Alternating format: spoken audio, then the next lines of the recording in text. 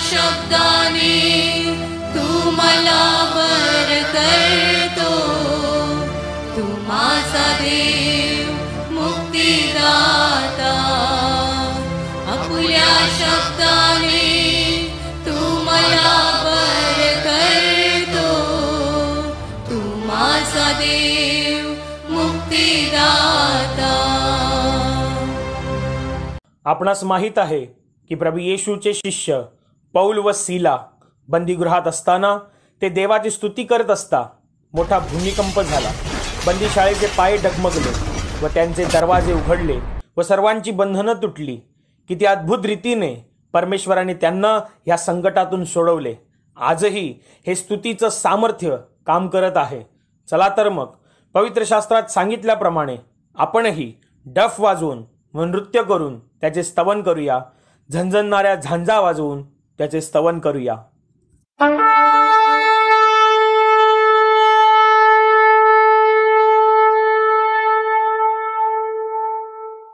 Hallelujah hallelujah hallelujah hallelujah hallelujah hallelujah. धन्यवाद प्रभु यीशु, धन्यवाद प्रभु यीशु, धन्यवाद प्रभु यीशु, धन्यवाद प्रभु यीशु. Hallelujah hallelujah hallelujah hallelujah hallelujah hallelujah. Hallelujah या शब्दाचा अर्थ आहे देवाची स्तुती असो, देवाचा गौरव असो.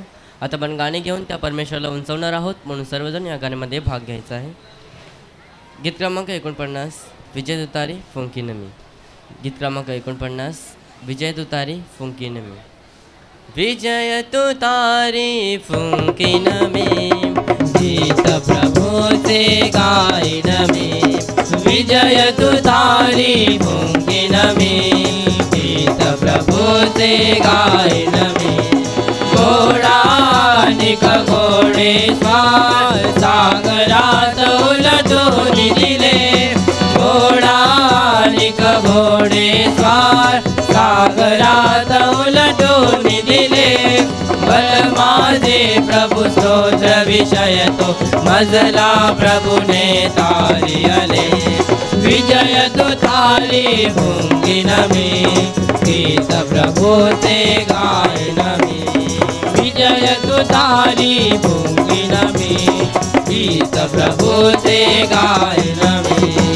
आजी माझा देव दयाचे स्तोत्र गीत मी गाईन. आजी माझा देव दयाचे स्तोत्र गीत मी गाईन.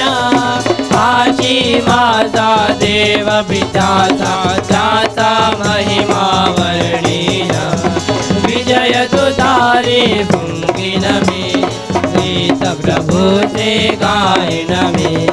विजय तुतारी फुंकीन मी, गीत प्रभूचे गायन मी. वीर रणीचा परमेश्वर हा प्रभु हे त्याचे नाम से.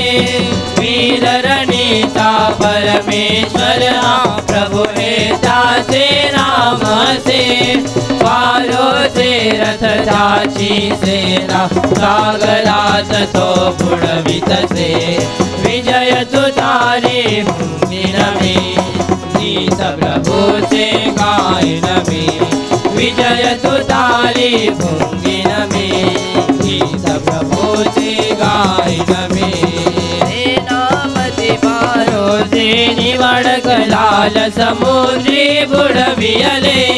सेनापती फारोचे निवडक लाल समुद्री बुडविले. जलाशयाने गिळले ताना भाषाणा समजळी गेले. विजय तुतारी फुंकीन मी, गीत प्रभूचे गायन मी. विजय तुतारी फुंकीन मी, गीत प्रभूचे गायन मी. हात प्रतापी उजवा प्रभूचा पराक्रमाला गाजवितो. हात प्रतापी उजवा प्रभूचा पराक्रमाला गाजवितो. विमोळ करीतो वैरांचा तो, विजय गीत मे तव गातो. विजय तुतारी फुंकीन मी, गीत प्रभूचे गायन मी. विजय तुतारी फुंकीन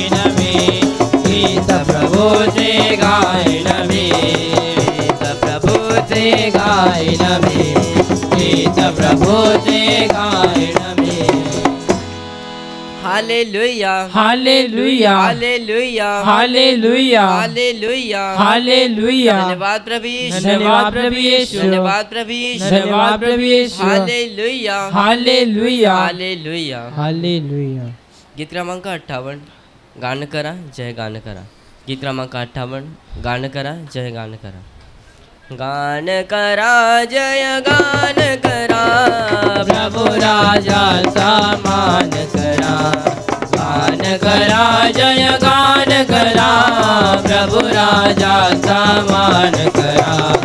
उधळा कुसुमे विजयाची, गाणी गा आनंदाची।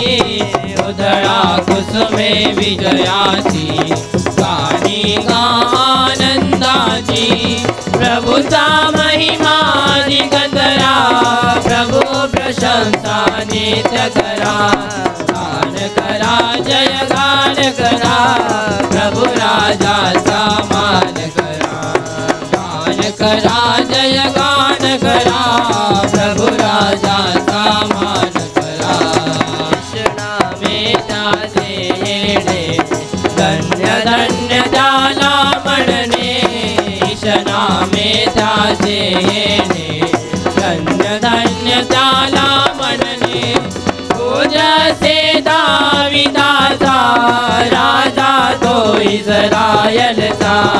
गान करा जय गान करा, प्रभु राजाचा मान करा।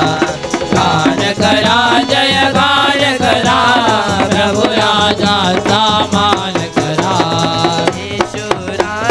प्रभु राजा मोठी राजा, गीत राजा। येशू राजा प्रभु राजा, मोठी राजा गीत राजा। प्रभु दे गौरव गान करा, प्रभु जनित सन्मान करा। गान करा जय गान करा, प्रभु राजाचा मान करा। गान करा जय गान करा, प्रभु राजाचा मान करा। प्रभु राजाचा मान करा, प्रभु राजाचा मान करा। Hallelujah hallelujah hallelujah hallelujah hallelujah hallelujah hallelujah. Hallelujah. गीत क्रमांक 57 मानवाच्या उद्धारा। गीत क्रमांक 57 मानवाच्या उद्धारा। मानवाच्या उद्धारा, प्रभु दयेचा सागरा। मानवाच्या उद्धारा, प्रभु दयेचा सागरा। पतित मानवा तारायाला, पतित मानवा तारायाला। भोवरी तो अवतरला, भोवरी तो अवतरला। कृषी मरोणी प्राण दिदला, कृषी मरोणी प्राण दिदला। तारियले तो जगताला, मानवाचा उद्धारा। प्रभु दयेचा सागरा, मानवाचा उद्धारा। प्रभु दयेचा सागरा।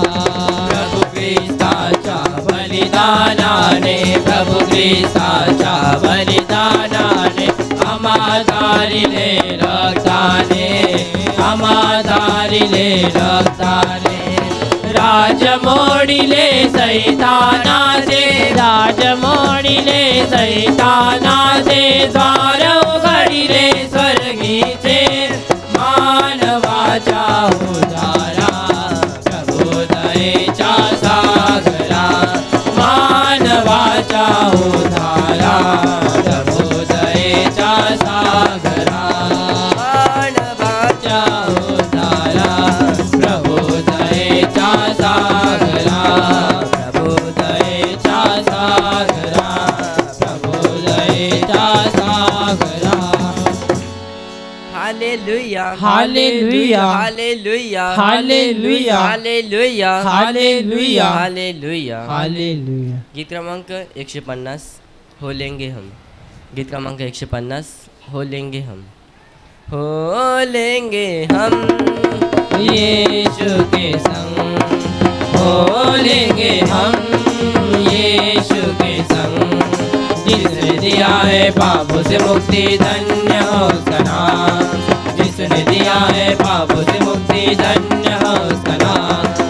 मार्ग सत्य जीवन यीशु ही है, मार्ग सत्य जीवन यीशु ही है। जो उस पर विश्वास करे अनंत जीवन पाए, जो उस पर विश्वास करे अनंत जीवन पाए।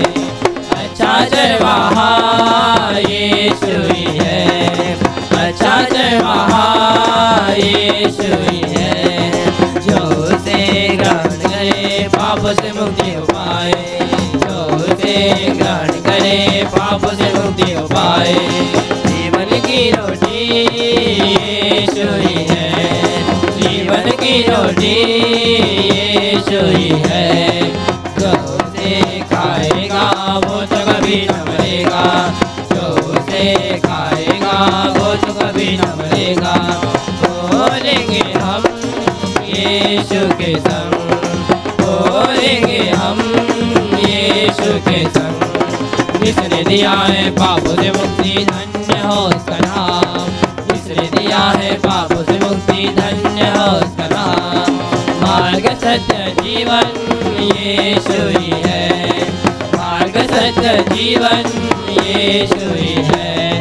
जो उस पर विश्वास करे अनंत जीवन पाए, जो उस पर विश्वास करे अनंत जीवन पाए। अच्छा चरवाहा यीशु ही है, अच्छा चरवाहा यीशु ही है।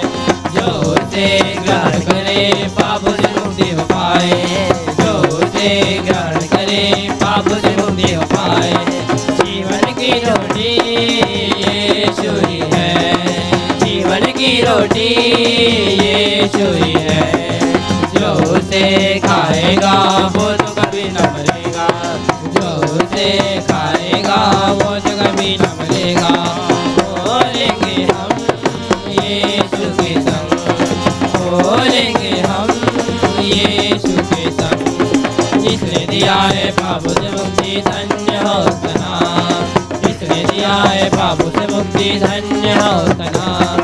धन्य हो उसका नाम, धन्य हो उसका नाम, धन्य हो उसका नाम, धन्य हो उसका नाम। Hallelujah, hallelujah, hallelujah, hallelujah, hallelujah, hallelujah, hallelujah, hallelujah, hallelujah, hallelujah. गीत क्रमांक 149, येशू नाम में उद्धार। गीत क्रमांक 149, येशू नाम में उद्धार। यीशु नाम में उद्धार हमको, हालेलुया। प्रभु यीशु नाम में अनंत जीवन, हालेलुया। यीशु नाम में उद्धार हमको, हालेलुया। प्रभु यीशु नाम में अनंत जीवन, हालेलुया। राजाओं का राजा यीशु, हालेलुया। राजाओं का राजा यीशु, हालेलुया। वो प्रभुओं का प्रभु यीशु, हालेलुया। वो प्रभुओं का प्रभु यीशु, हालेलुया। यीशु नाम में उद्धार हमको, हालेलुया। प्रभु यीशु नाम में अनंत जीवन, हालेलुया। यीशु नाम में उद्धार हमको, हालेलुया। प्रभु यीशु नाम में अनंत जीवन, हालेलुया। चंगा करने वाला यीशु, हालेलुया। चंगा करने वाला यीशु, हालेलुया। छुटकारा देने वाला यीशु, हालेलुया। छुटकारा देने वाला यीशु, हालेलुया। यीशु नाम में उद्धार हमको, हालेलुया। प्रभु यीशु नाम में अनंत जीवन, हालेलुया। यीशु नाम में उद्धार हमको, हालेलुया। प्रभु यीशु नाम में अनंत जीवन, हालेलुया। मुक्ति का है मार्ग यीशु, हालेलुया। मुक्ति का है मार्ग यीशु, हालेलुया। शांति का है मार्ग यीशु, हालेलुया। शांति का है मार्ग यीशु, हालेलुया। यीशु नाम में उद्धार हमको, हालेलुया। प्रभु यीशु नाम में अनंत जीवन, हालेलुया। यीशु नाम में उद्धार हमको, हालेलुया। प्रभु यीशु नाम में अनंत जीवन, हालेलुया। प्रभु यीशु नाम में अनंत जीवन, hallelujah. Hallelujah hallelujah hallelujah hallelujah धन्यवाद प्रभु यीशु धन्यवाद प्रभु यीशु धन्यवाद प्रभु यीशु धन्यवाद प्रभु यीशु हालेलुया हालेलुया हालेलुया हालेलुया. माझ्या प्रिय भावांनो आणि बहिणींनो, आता आपण नाचून गाऊन त्या परमेश्वराची स्तुती करणार आहोत, म्हणून सर्वजण आपल्या जागेवर उभे राहा. Hallelujah hallelujah hallelujah hallelujah hallelujah hallelujah hallelujah hallelujah. देवाचा महिमा वर्णावा, त्याचा करावा, धन्यवाद देवाला द्यावा, धन्यवाद देवाला द्यावा, देवाचा महिमा वर्णावा, गौरव त्याचा करावा, धन्यवाद देवाला द्यावा, धन्यवाद देवाला द्यावा. पापाची आम्हाला क्षमा करीतो, करुणा कृपेची वृष्टी करीतो, पापाची आम्हाला क्षमा करीतो, करुणा कृपेची वृष्टी करीतो, सन्मार्गावरी आम्हाला चालवितो, सन्मार्गावरी आम्हाला चालवितो, देवाचा अनुभव घ्यावा, धन्यवाद देवाला द्यावा, धन्यवाद देवाला द्यावा, देवाचा महिमा वर्णावा, गौरव त्याचा करावा, धन्यवाद देवाला द्यावा, धन्यवाद देवाला द्यावा. रोज पहाटे आम्हाला चालवितो, कृपा आशीर्वाद आम्हावर पाठवितो, रोज पहाटे आम्हाला चालवितो, कृपा आशीर्वाद आम्हावर पाठवितो, दिवस रात्र आम्हाला जपतो, दिवस रात्र आम्हाला जपतो, देवाचा अनुभव घ्यावा, धन्यवाद देवाला द्यावा, धन्यवाद देवाला द्यावा, देवाचा महिमा वर्णावा, गौरव त्याचा करावा, धन्यवाद देवाला द्यावा, धन्यवाद देवाला द्यावा.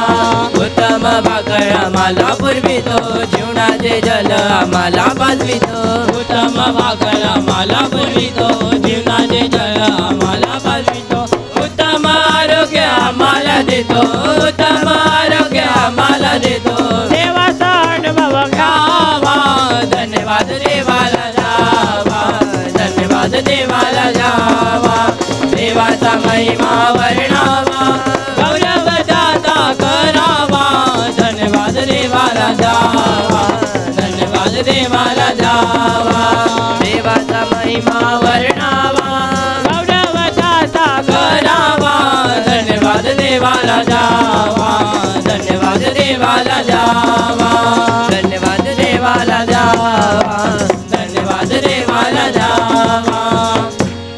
Hallelujah hallelujah hallelujah hallelujah hallelujah hallelujah. येशू माझा मेंढपाळ, आम्ही त्याची मेंढरे, हिरव्या कुरणात आम्हाला चालितो, येशू माझा मेंढपाळ, आम्ही त्याची मेंढरे, हिरव्या कुरणात आम्हाला चालितो, सुंदर डोंगरावरून नेतो,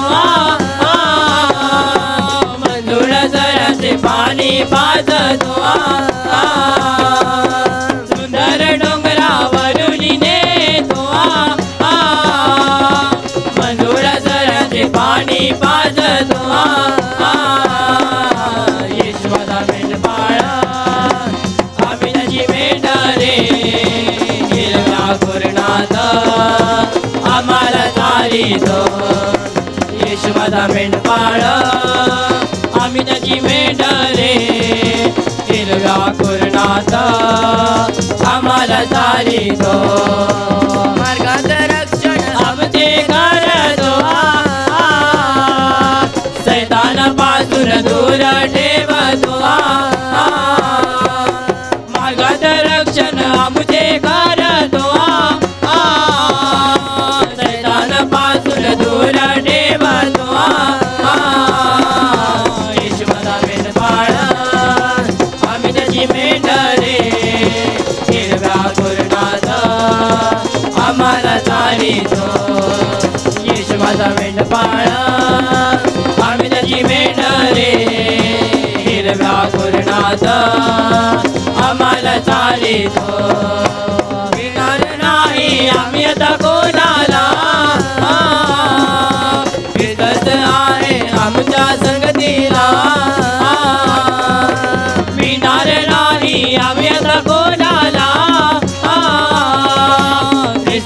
आहे आमच्या संगतीला